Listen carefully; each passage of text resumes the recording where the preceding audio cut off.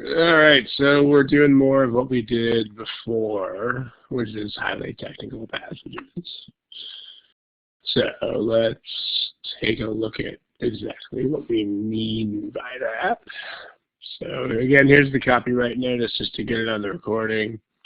These problems are from the free GMAT prep, except as indicated otherwise.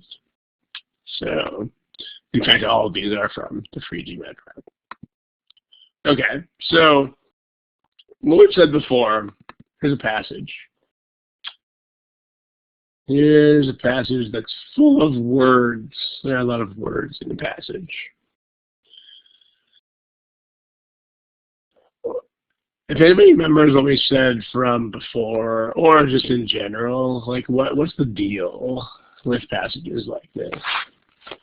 Can anybody summarize in the chat? Like why do they do this? Why do they throw passages like this at you? What skills are they testing?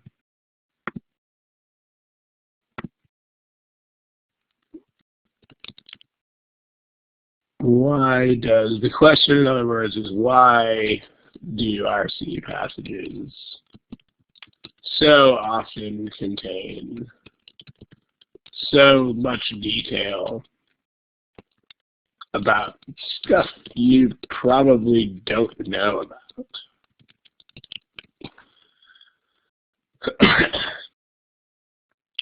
So confuse is, there's a couple of responses here that are interesting.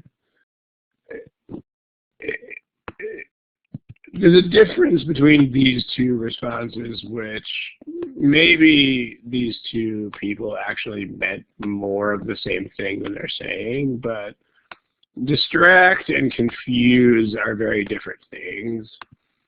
I suppose they're both related in the sense that both of them are kind of, you're not getting the main message, but distract is you're not getting the main message because there are other things pulling your attention away from it. Whereas confuse is you're not getting the message because the message just does not make sense or it's not communicated well. And in general, they're not, remember, like one thing about this exam is that nothing is really done in a way that is tricky or in a way that is a bad presentation. Those things don't really happen here. So confuse, honestly, is not really the point. The point is more like distract. So, and maybe the person who said confuse, maybe you actually meant something more like distract, but sure. So, yeah, that's one point. We'll see why in a sec, sure. And then get the main idea. See, learn how to synthesize. Okay, these are pretty good.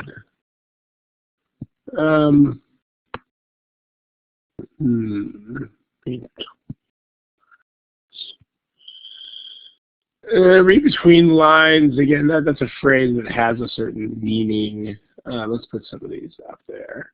So someone says relevant. Relevant is, I mean, of course you want to see what's relevant, but the problem is that relevant is depending on the task. I mean, for example, if you were tested on these things the way you were tested back in school, then relevant would probably mean something that had more to do with facts. You know, just random fact would suddenly be relevant. So, so to make it more difficult, again, possibly. I mean, make it difficult kind of makes it sound like they're writing badly on purpose, or they're kind of presenting things in a way that is misleading, which is not really what they're doing. I mean, I feel like you have, Olu, I think you have the right idea. I think just the words are a little bit, I think you're expressing the right idea in words that are not quite what you mean. Because when you say, and this might even be something that would relate to sentence correction, like when you say to make something difficult, that means that you are actually taking something and making it harder. And that's probably not really what you mean. It's probably more like, which is not the same as this. I think you meant something more like to choose readings in which it may be difficult to get easy, sorry, or something, because those things,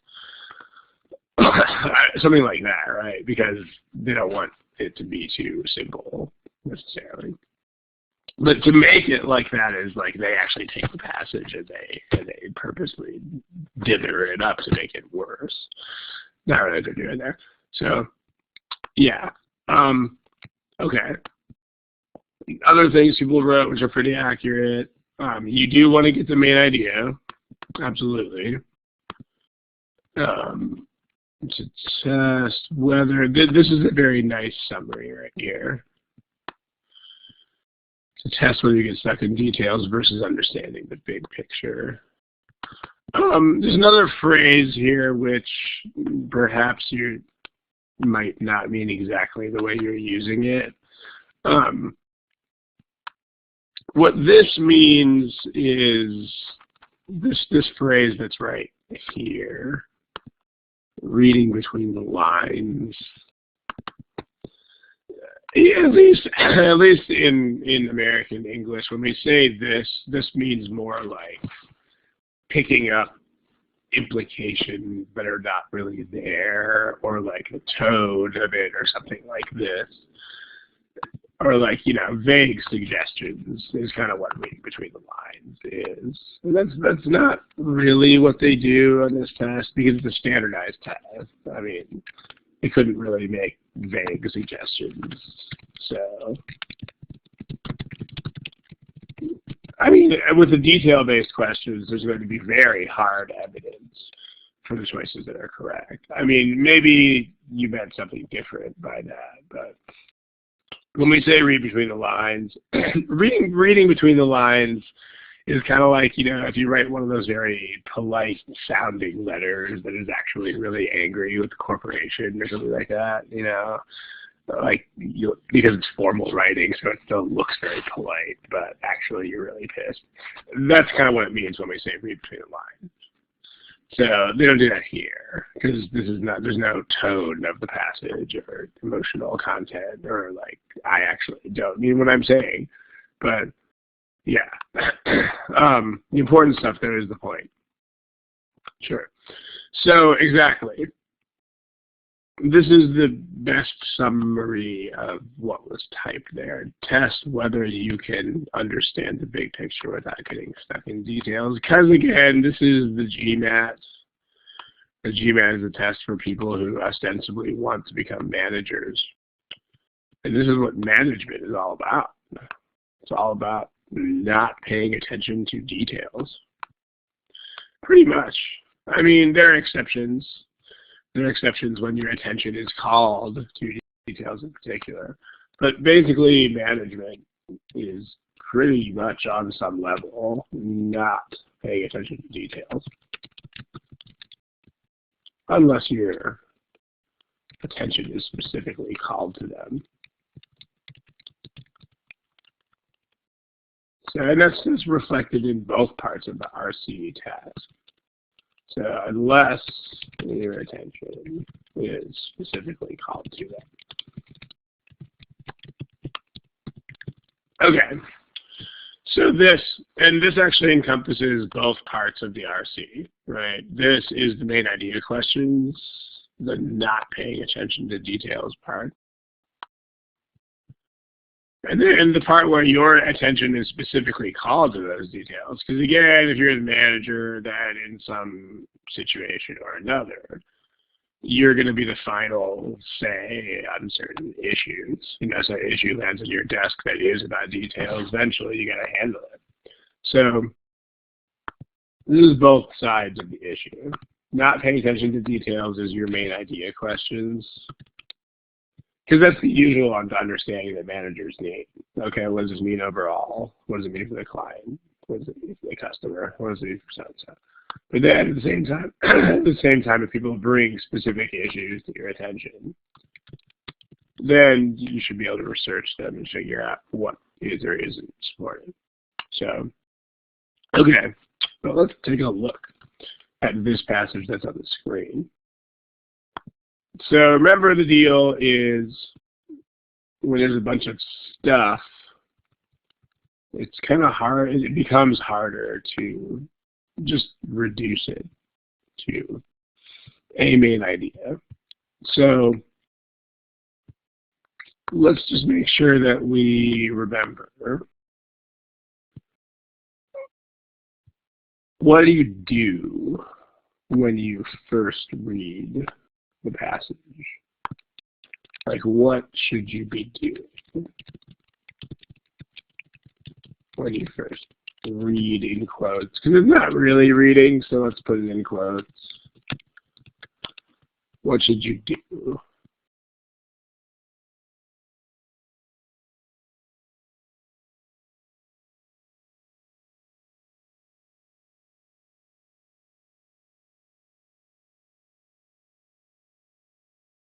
And when I'm saying what should you do, I mean, this is kind of, if you've ever watched really any of these sessions, you're going to know that I don't really like vagueness. So, like something like this, the problem with this is that this doesn't really mean much. Like, look at the structure. What does that mean? Like, I'm looking for something where you should actually give instructions in terms of what should you do. It doesn't have to be step 1, step 2, step 3, but you need to give instructions that are actually specific enough that someone else could decently follow them. So the problem is, I think most other people would be like, I don't really know what this means. So this is too vague to be instructions. And I mean, also, I think a lot of people don't think enough about this. I think they have ideas in their head that are sort of half-formed, but are not specific enough to help with the process. I mean, this is not quant, but the same sort of thing happens in quant, right? I mean, one of the biggest reasons why people have issues with data sufficiency is because they never really determine what sufficient and not sufficient mean concretely, right? Like, for example, in data sufficiency, a lot of people say not sufficient means I don't know. The problem is that's not, you can't tell someone to do that if they're executing a data sufficiency problem, because you can't solve a problem and get I don't know out of it. But not sufficient means I can make 2 or more results happen in the problem. Aha, there you go. Right, I mean, this is concrete. This is something you can actually try to do. This is not concrete. So, I mean, I know that books use the word structure in various places, but when you see things in books that are not something you can actually act on, you should change it into something that is. Okay, so there's a lot of words here. Let's take a look.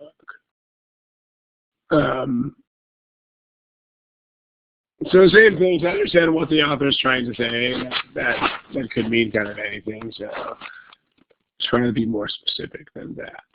This is, let me highlight a couple of these. While I'm grabbing a couple of these off of here, someone tell me what the response to that is. Should we not scan through the questions first? What's the answer to that?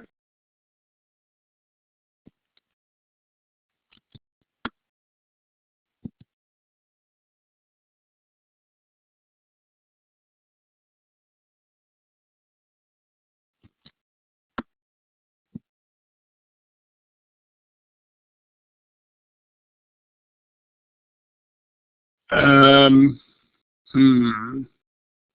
Yeah, only one person really gave the right answer to that. I mean, you know that you can't. It's physically impossible. I remember how this works, right? There's no such thing as scanning the questions. I mean, you can't move forward or backward through the questions. So this is not even a thing. This is not even possible. But also, I mean, you shouldn't, if the first question is a detail question, you should definitely not look at it first.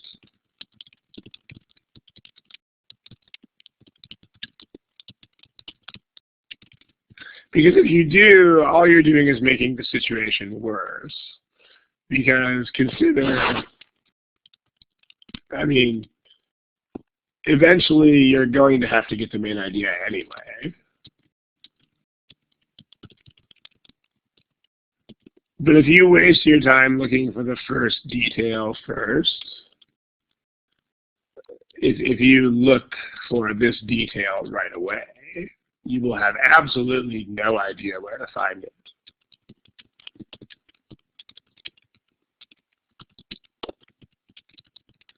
So in other words, you're just putting off a task that you're gonna eventually have to do anyway.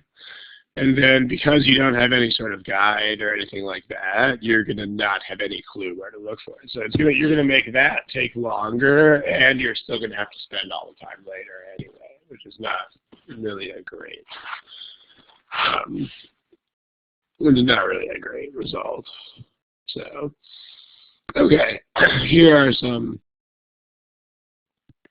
things.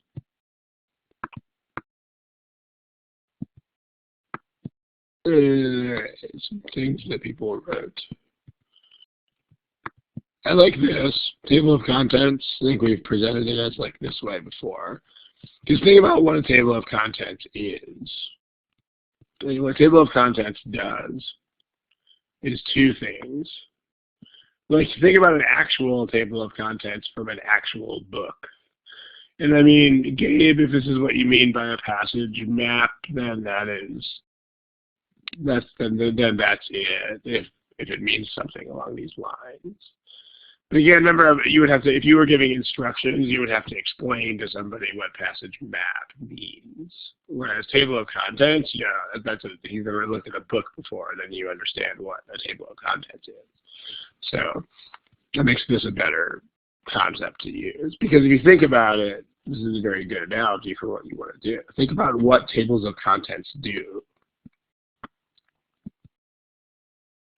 I mean, how are they made? Well, they basically just have the main deal of each unit, of each chapter or whatever of a book. So, table of contents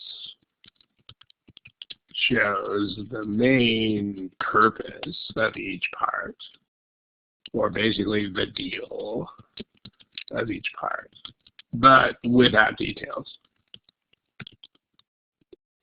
So in terms of main idea questions, if you make a table of contents, it should enable you to answer the question. It should let you predict the answer. But then in terms of detail questions, I mean, this is why it's good to think about it as a table of contents, because you can literally use it as a table of contents. You can use it in the same way. You can go find stuff with it. So for details, just like an actual table of contents,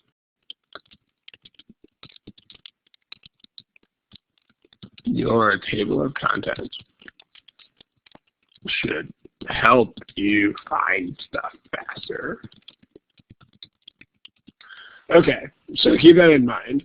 So there's a passage on the board, and you may have been doing this for some time already because it's been on the board for a while. But take about, and again, the point is that this is not enough time to read through all the words. Let's say take 1 to 2 minutes to make a table of contents for the passage on the board. So just do that. If you're going to take notes, take notes. I would suggest taking at least some skeleton of notes just to maintain your attention. But at the same time, if you want to experiment with not taking notes, you can. Just try what works for you. Take 1 to 2 minutes, give it a shot.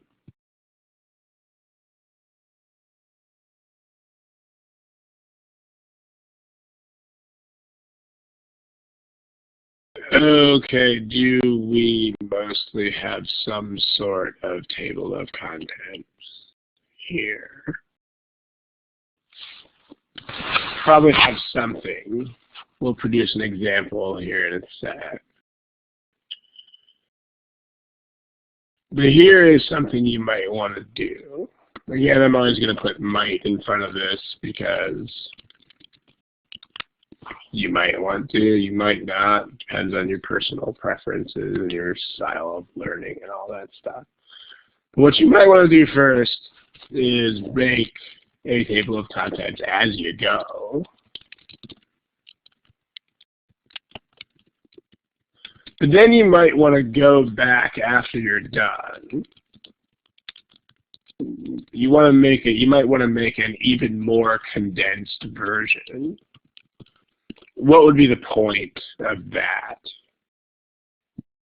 Like, why would you want to bother taking notes? Because the table of contents is probably kind of condensed already. So what would be the point of making an even more condensed version?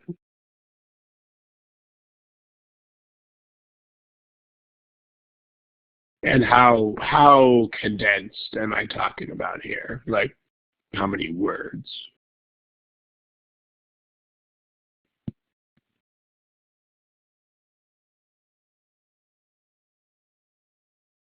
Like, actually, how many words? A number of words. So like 5 is not bad. Yeah, 3 to 10 is probably about, 10 is still more than I'm talking about here. But maybe 10 max, right? Let's say 3 to 10 words. Let's say 5 to 10 words. Because why? What is the point of doing this in so few words? Not random. It's a lot more specific than that. And it's a lot more specific than that, too. I mean, why are you even doing this? Ultimately, we do all of this so that we can do what with it?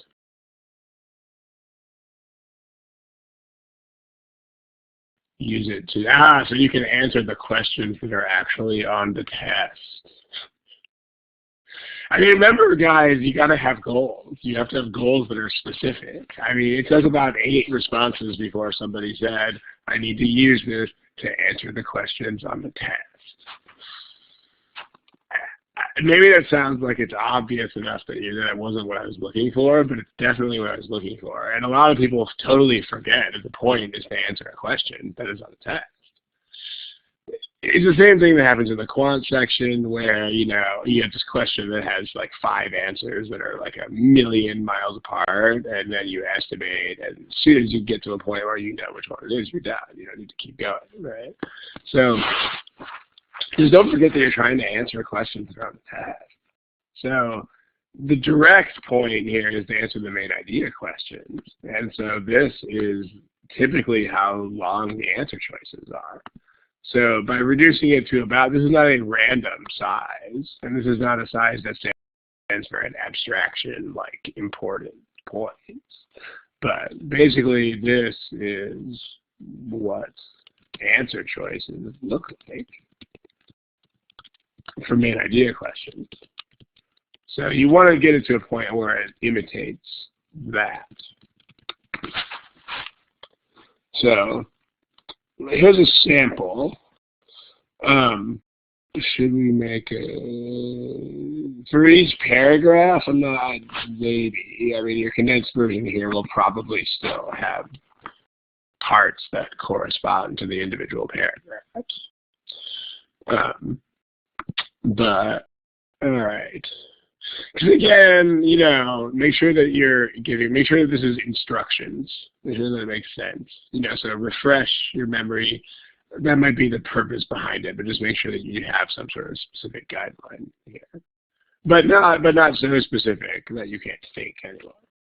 So, right. So first, let's talk about this. Make table of contents, right? So, okay, we have a model. There's already a lot of whoa, so many words. I mean,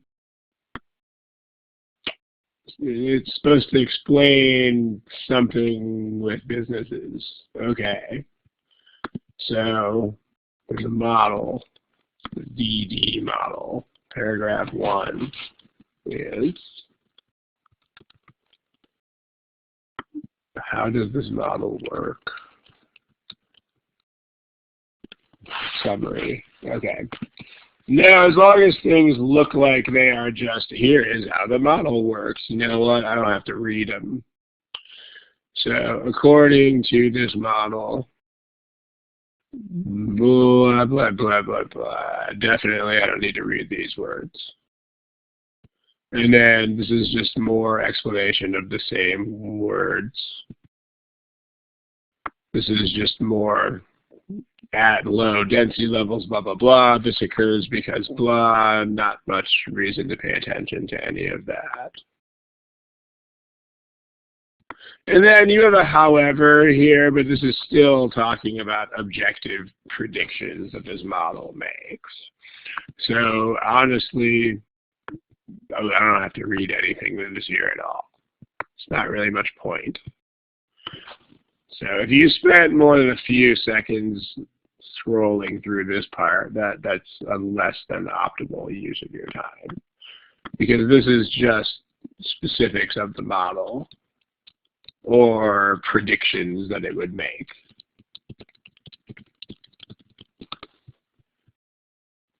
Okay.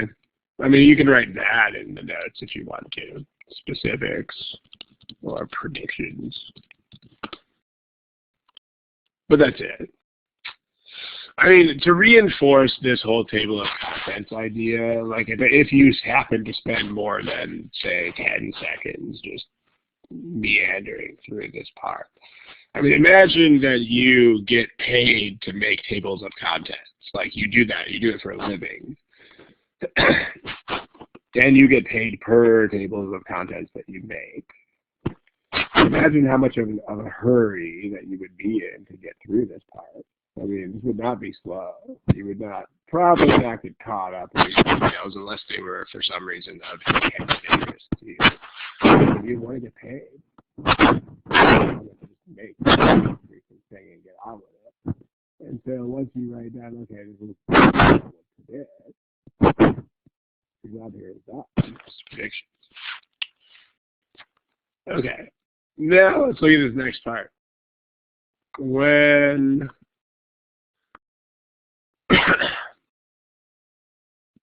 While several studies have found a correspondence between that model and reality,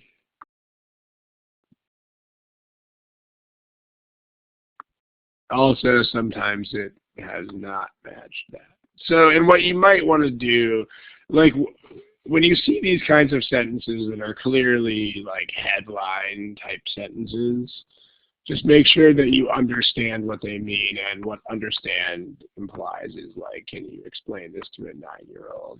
Is the way that that's the standard that I usually apply, at least. So what does it say? So, well, this means sometimes reality looks like the model. Other times it doesn't.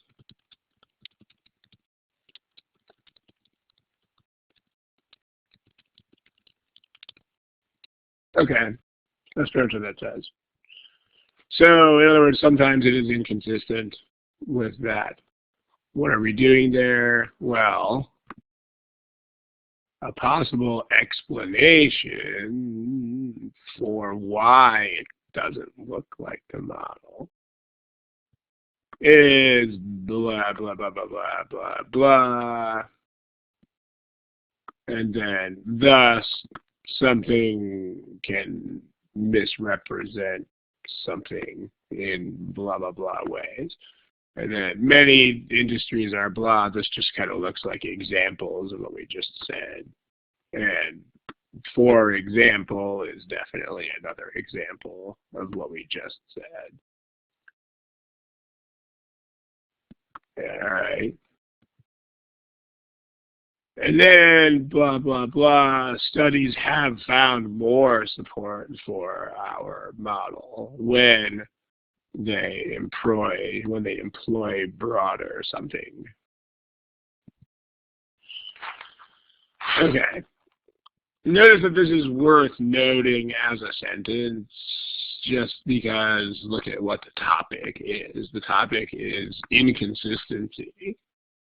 And this is like, whoa, there's more consistency when, right? So that is big relationship to this, as opposed to just seeing stuff about tech firms and new firms and international firms and stuff that's clearly just details. Like when something relates directly back to what we're talking about, it's worth your attention. So something like this. Pay attention to this because pay more attention here because there's a very clear relationship to the heading of the paragraph. And what I'm saying is pay more attention to this part that is right here, this part. Okay, so what is going on in this paragraph? What notes would you hear? What in the chat box? What might you have taken for paragraph 2? Because paragraph 1's easy, right? It's just, okay, boom, here's a model and here's what it says. It's kind of all of paragraph 1. Not much hard there.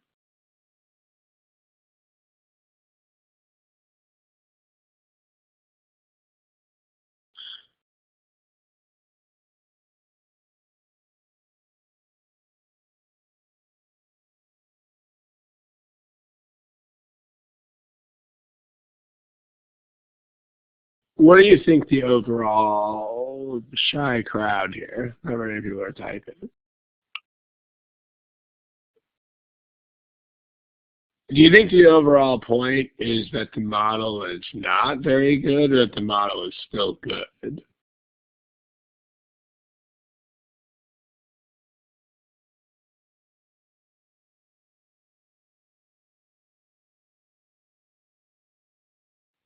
So we have opposing opinions here. I mean, we have like better than nothing makes it sound like not very good. So a couple people are just saying not very good. So here's where you have to employ your everyday normal common sense and just kind of think about what would happen if the same thing occurred with a more closer to the ground topic of conversation. Like here, let's say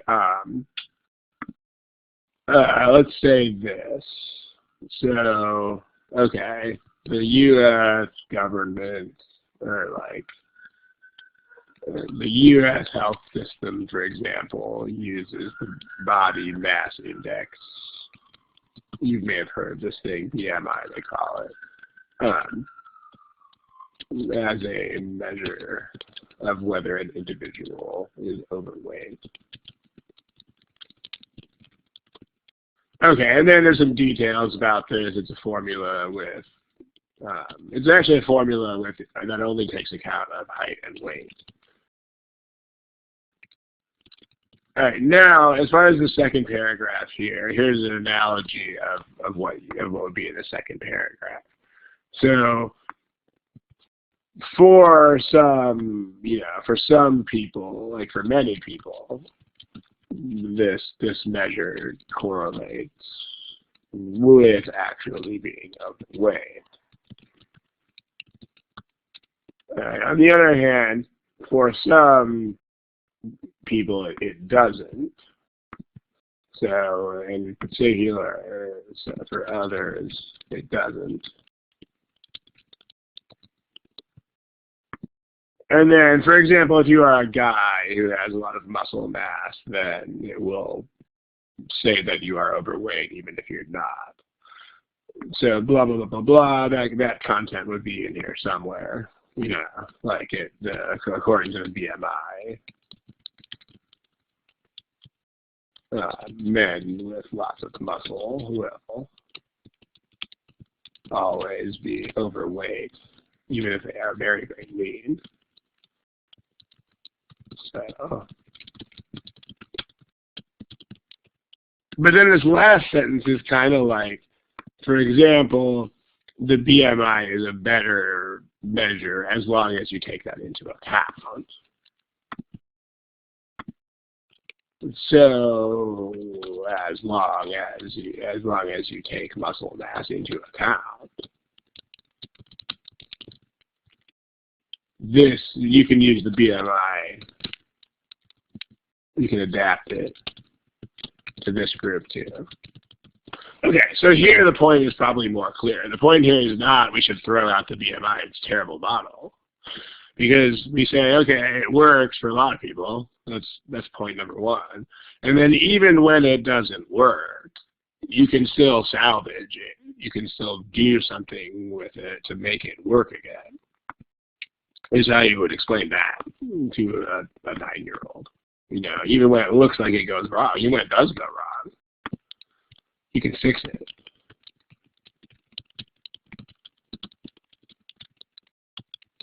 You can tweak it. You can adjust it.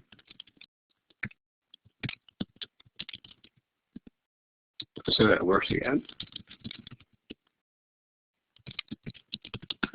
That's what I'm saying. So overall here, the point is that the model is valid, and it doesn't. When it is very simplistic, it will diverge from actual reality. But that this is not a fatal problem here. So that's what they're saying. So as far as paragraph 2, you do have some inconsistencies. I mean, you have some divergences from reality. Some inconsistencies with reality. But then fixes for those things. How to fix additional factors to fix those things. All right. I mean, this is already kind of condensed. I mean, this is a decent summary already. But if you want to condense this even further, my condensed version, well, what's some of your guys? I mean, do you guys have any 5 words or 5 to 10 words condensed versions of this?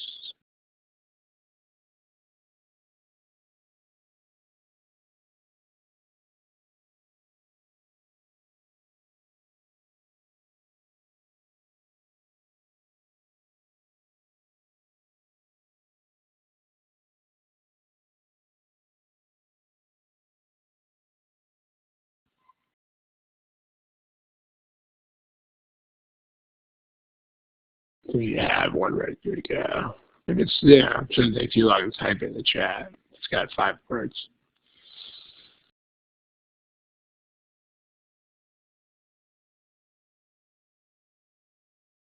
All right, yeah, vpool, that one's pretty good. Olu, that one's pretty good too. Han King, I don't love DD model in reality because it doesn't really say what about the reality. I mean, the reality could mean anything from it is exactly correct to it is totally wrong and useless, anywhere in between. So, and the point, I wouldn't stop at the inconsistencies, Vic, because notice that the rest of this whole thing is about how to resolve those. So you don't want to leave that out. I mean, there's a whole paragraph here about what factors we should add in. So fixes, I actually like I like niples. Let's just take that one basically. So paragraph 1 is a model, and paragraph 2 is potential problems, potential shortfalls, and then let's call them refinements to the model. Because that's what paragraph 2 is. It's kind of like saying, as long as we take into account these extra things. With our analogy here, as long as we take muscle mass into account with BMI, then BMI is okay. It's like that, which is basically what Bippel said. But when you write, for the second paragraph, make sure it doesn't just say, like, model in reality, because then you're not saying what it does or doesn't do. And then also don't stop at inconsistencies, because the point is not that there are fatal inconsistencies. The point is that you can resolve them. So here's the deal. Now we have 2 things. I mean, in general, there's not a ton of difference between these 2. These 2 are pretty close to each other. But these 2 that are about to appear on the board. In general, there's going to be a bigger difference. So the idea is that you have 2 versions of your table of contents.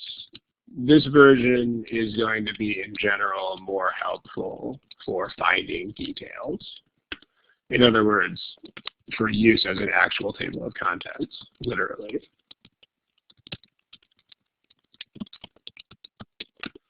Whereas this version is probably going to be more useful for answering main idea questions, because it will resemble the answer choices more.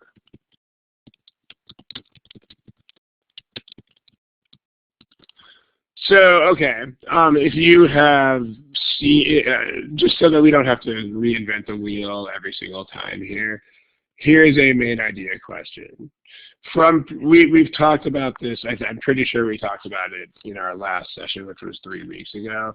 So the point with main idea questions, let me give you guys the answer choices. The point with main idea questions is that you should be well equipped to answer them already. So do not look at the answer choices first. Look at your notes. Predict the answer by yourself. And look for a match in the choices.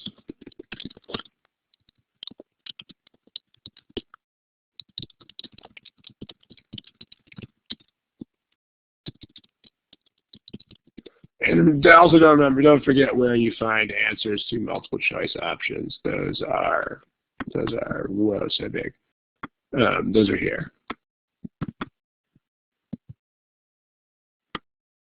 So please not in the chat box.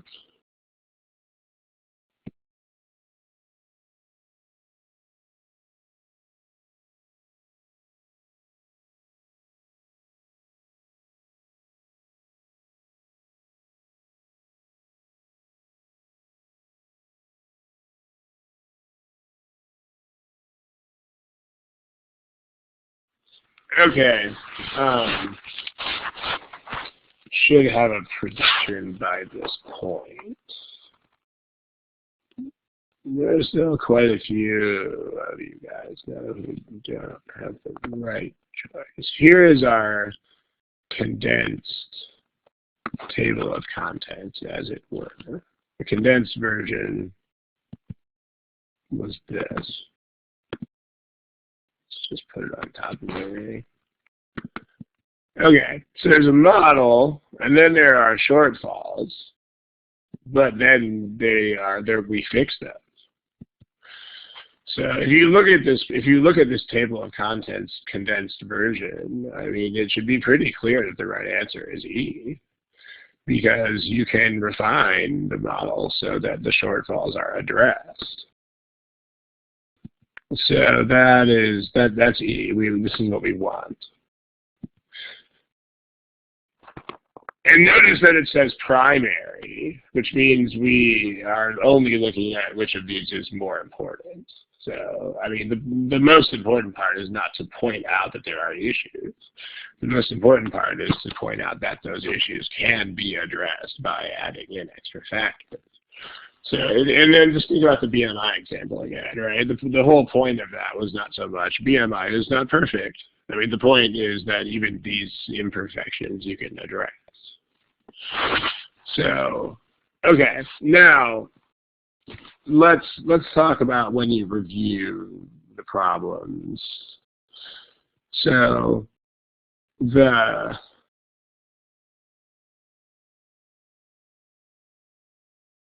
talk about these answer choices and stuff.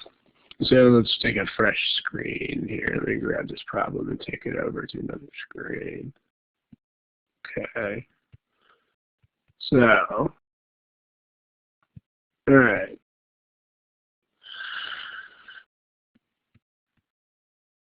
When you review these problems, what you want to make sure is, what you want to make sure to do is find words that specifically, maybe these are main idea questions, that specifically make the wrong answers wrong. And then also, I find this is the more important task. The more important task would be to formulate in your head what the passage would look like if that were the correct answer.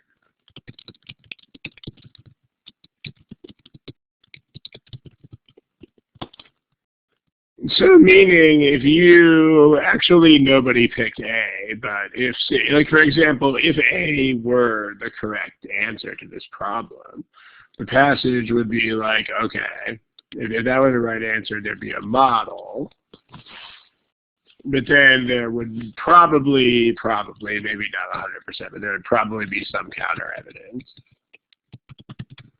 And then the passage would conclude on the note of, like, is this even a valid model at all? Like, does this model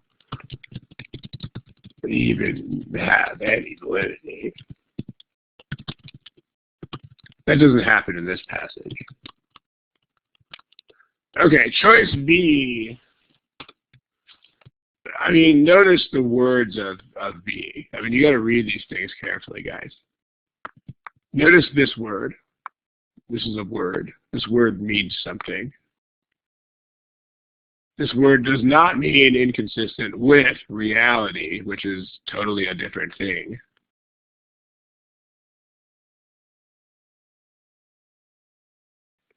What does that mean, guys? Like, what would inconsistencies within a model be? In that case, what would contradict the model? Aha, the model would contradict itself. Yeah. All right, that's totally different. I mean, if I say there are inconsistencies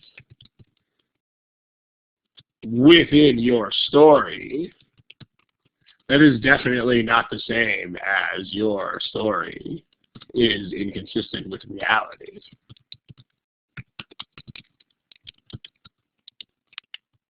I mean, notice that this first version means you're contradicting yourself. And the second version means you're lying.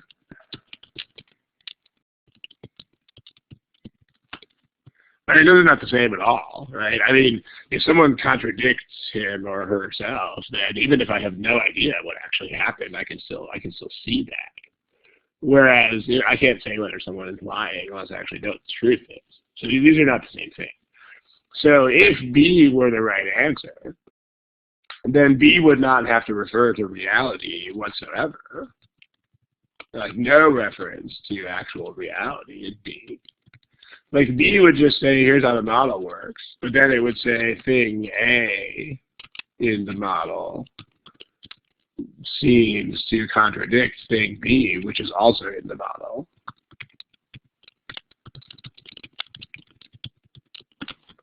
So, right. That would be bad. Okay. Which is that's not what happens here at all. All right. C. What would C look like?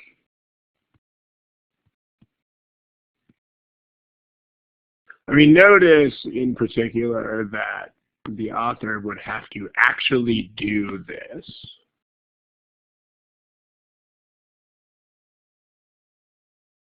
So think about what C would look like. And C would have a model.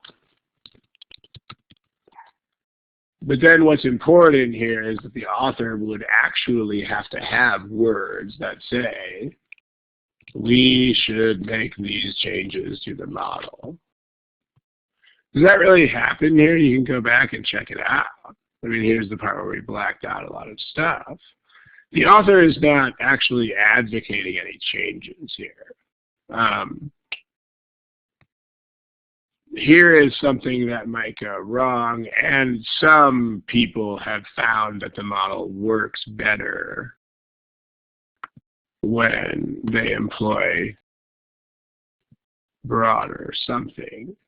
But notice that, I mean, let's uncover what they're using broader. I mean, here they're not even really changing the model. They're changing the data that they use. So basically, it's almost like if they have better data as opposed to changing the model itself. So if you check that out, yeah, there's no suggested changes there. So shouldn't be a matter of opinion. Okay, sorry, I thought you wrote in your opinion. Yeah, there's no opinions. I mean, the blue thing doesn't happen, which is why C is wrong. And then D is not the point either. If D were the point, then the passage would have a very different appearance. If D were the point, then it would say, here's a model, and here is how to apply it to situation A and B, which is not what the passage does. So, doesn't do that. Whereas why it raised out. So first is a model, inconsistent research results, like, you know, in some applications it's not perfect. But then why it remains valid. So resolution, why not? Why does that happen? And then there should be some sort of explanation of a reason that is not a fatal flaw in the model itself. Like there should be an explanation. It should be something other than a flaw in the model. And that's what it was here. Like it was, the explanation here was that if they used these extra data, then they get. So this is when I find those, this is the most important step of review. Like try to take those answer choices and, notwithstanding the words that are actually in the passage, just try to make up passages in your head that would support these choices. And you'll find that these are not small differences. I mean, these are big differences.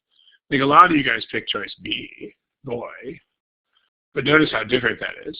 I mean, it's super different. Like B not only would not mention any reality-based results, but it would also point out that the passage was talking out of both sides of its face.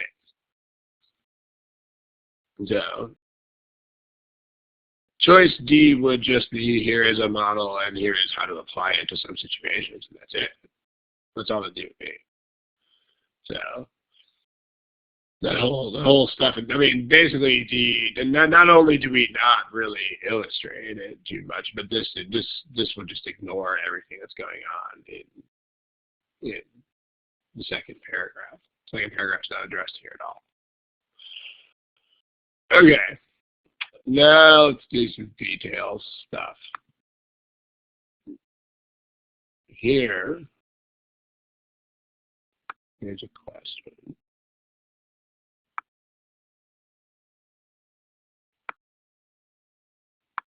And here is the condensed table of contents. Here's the not condensed table of contents, actually. That is here. This is a detail question.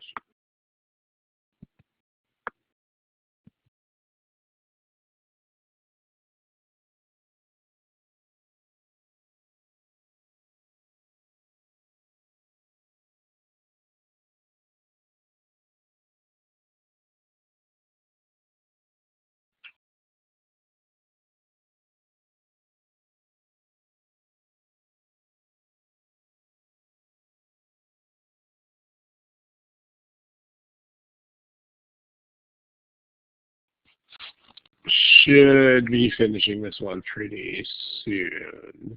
You have to guess, then just guess. But make sure that you are not staring at the same words.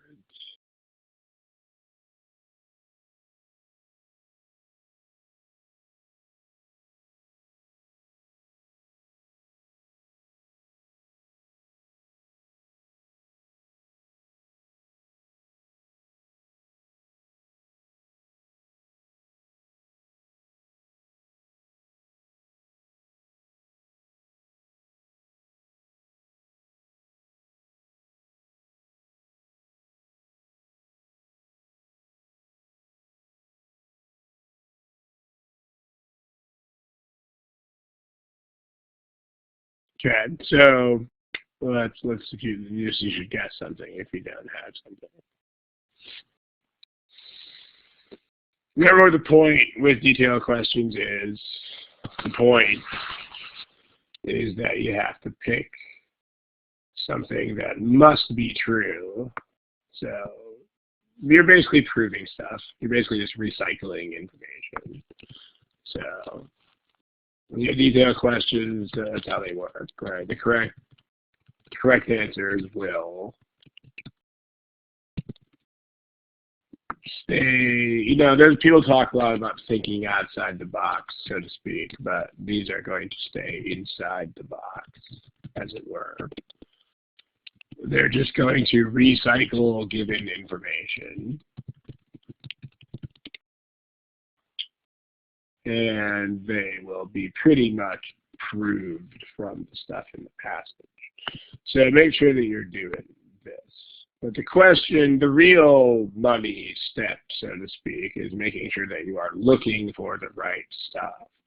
And I mean, one person asked, how will the table of contents help here? The point is that it should function as a real table of contents. Right, so think about what you would do with an actual table of contents in a real nonfiction book.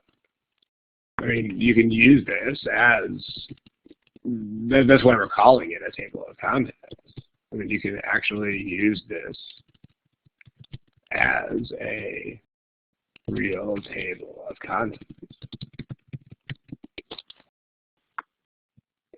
I mean, so it's still, which paragraph are we going to find this in? Right, which of the following is likely to occur, blah, blah, blah, when, blah, blah, blah. This looks like it's an aspect of the model. So, because notice it's not what actually occurs, so it's not the reality part. So this is more like the, this is probably something in the model. So at least your table of contents should assure you that this is in the first paragraph somewhere. And that's, beyond that, we're just going to have to look for it. So, but just make sure that you have a reasonable idea of where to look and what specifically are you looking for. So, where, the answer to where would be paragraph 1. Now, what specifically am I looking for?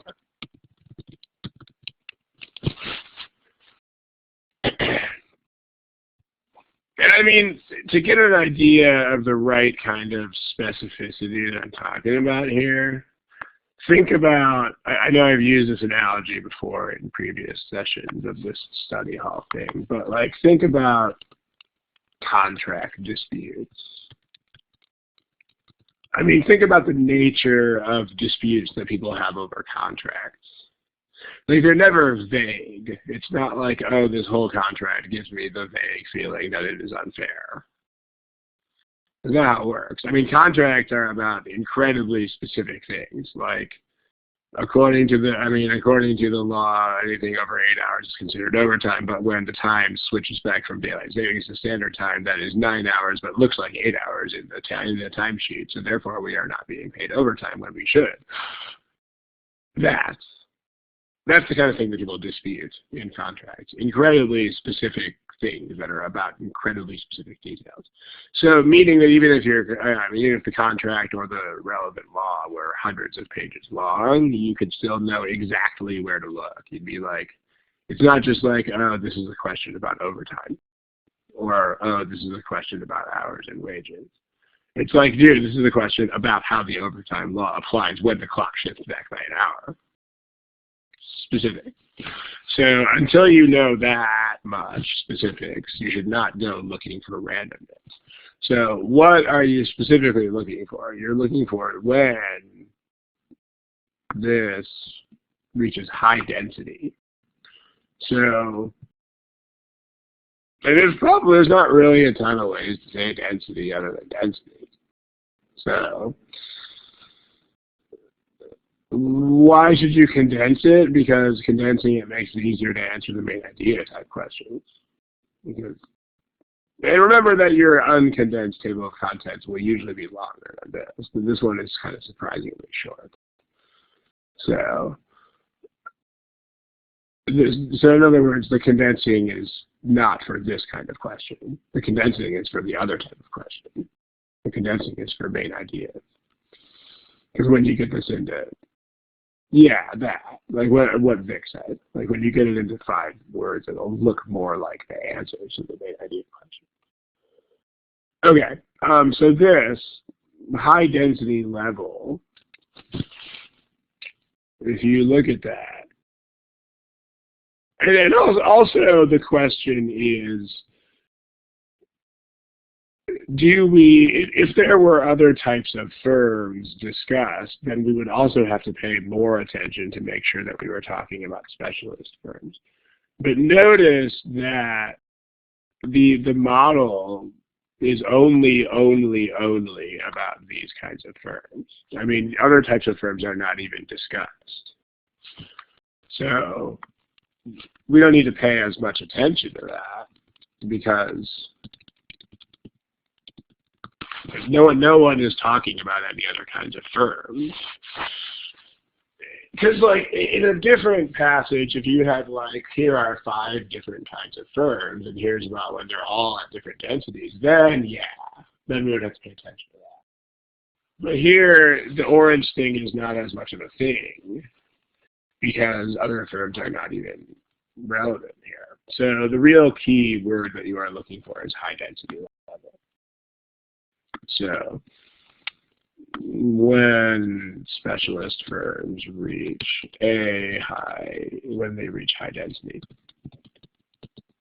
the model says what? Okay, if you look for that, blah, blah, blah, here's density levels. Low density levels, I don't want that. At high density levels, competitive effects outweigh something, therefore discouraging foundings. So we know, I don't have any idea what legitimation is, but clearly it is something that supports foundings. And competition is something that discourages foundings, and so the discouraging is winning the game. So I'm not going to write all this down in my notes, but competitive effects which work against foundings are stronger, is what it's saying. It's displayed to a 9-year-old. Legitimation, I have no idea what that means at all, but it is clearly something in favor of foundings. Is weaker, and so foundings will not happen as much. That is pretty much exactly what choice A says, and it has nothing to do with what any of the other choices say. So, as far as the wrong answers here, you don't need to spend as much time thinking about them as you do with main ideas, because the wrong answers here are all just like, whoa, look, they didn't even talk about those things. Or in the case of choice C, it is the direct opposite of what they said. Right? They said foundings will be discouraged. So choice C says white when you want black. But as far as B, boy, D, dog, and E, elephant, those are just not things that they say if you search for the right thing. So, no, it seemed too obvious. I mean, remember the nature of these things. The very, very, very nature of these questions is that they recycle the information that has already been stated. So, like pretty much every single detail question. I mean, if you've done more than if you said too obvious, then you're probably new to this, or at least I hope so. Because if you've done more than like 5 or 10 of these questions in your life, then you will definitely know that this is always how they work. I mean, they have the answer that looks. I mean, the answers almost always are things that look obvious once you have found the correct stuff, because I mean, just make sure that you guys understand that. I mean, this is, by the way, just miscellaneous point of writing English. When you use to in this way, it has 2 O's. So this is actually a big mistake because it's really hard to read for the reader if you put 1 O there. But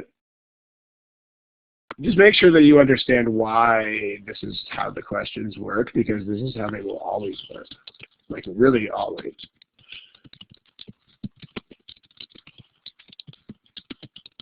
Because why? I mean, what is the actual challenge that they're trying to address? Like, what is the skill set of these questions?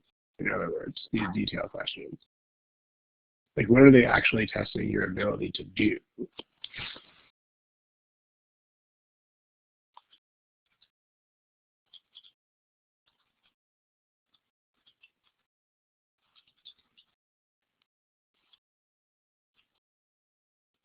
They're testing your ability. I mean, again, comprehension is one of those words that means nothing. It's kind of like structure, or this food is good for you. Vagueness is bad. It's finding. If you think strategically, that doesn't really mean anything. I mean, again, think about instructions. Instructions, people. Can you tell someone, hey, think strategically? No, you can't. The skill set is finding things. It's true some managers are good at vagueness. That is true. On these detail questions,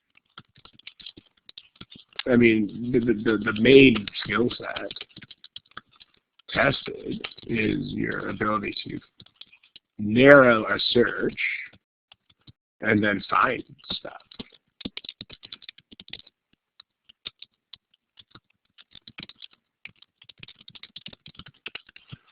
This is what they're testing. Once you find the stuff that is relevant, you will not have to put it through additional twists and turns for the most part, because that's not the point. I mean, if you think that you have to transform the statements, that's a different kind of question. Like, if you taking given information and putting it through further logical steps is the domain of critical reasoning inference problems, not RC. That's a different skill set for a different part of the test. So this is the real point, though. So as far as the words suggest, it is a difference that shouldn't feel like a difference. So just to make sure that it means that the words are not going to be like exactly, but they're still going to have the same meaning. Let me just illustrate by analogy. Okay, let's say the passage says, Ron is shorter than his brother. Okay, according to the passage, or the passage, the author states that, or indicates, Ron is shorter than his brother. The passage suggests or implies Ron's brother is taller than him. Or something like Ron can walk under some objects that his brother would have to duck under.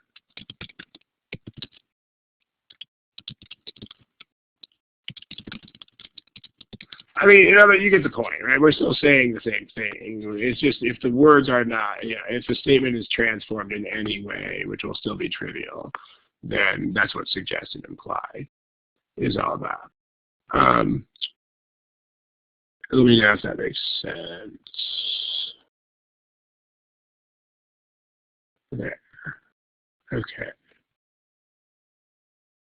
All right, this one, I can throw it up there, although we will have very little, oops, that's not the right page.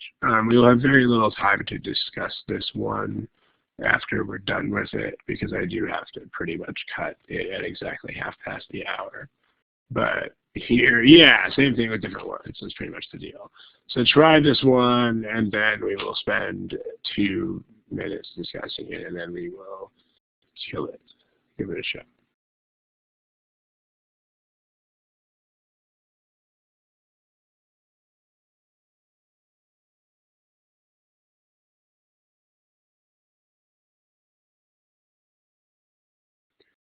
Okay, again, we got a shutdown here at whatever hour it is where you're at, 1:30. So give us about a minute here.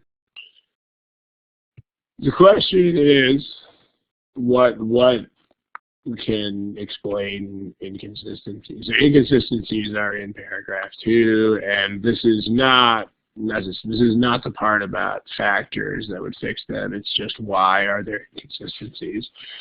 So why? That's the question that we're looking for. And that should be at the start of that paragraph, because that's going to appear before they get into stuff about inconsistencies. That's going to happen before they get into the part about refinements to the model or what have you. So if you look at this, they have found inconsistencies. Well, that's nice. But then they go into explaining that. A possible explanation for that is that some things transcend national boundaries while studies typically don't. So what that says, explained to a 9-year-old, is these businesses are international in some sense, but the studies are not. The studies are within single countries. So, in other words, D, dog, bad. They're international.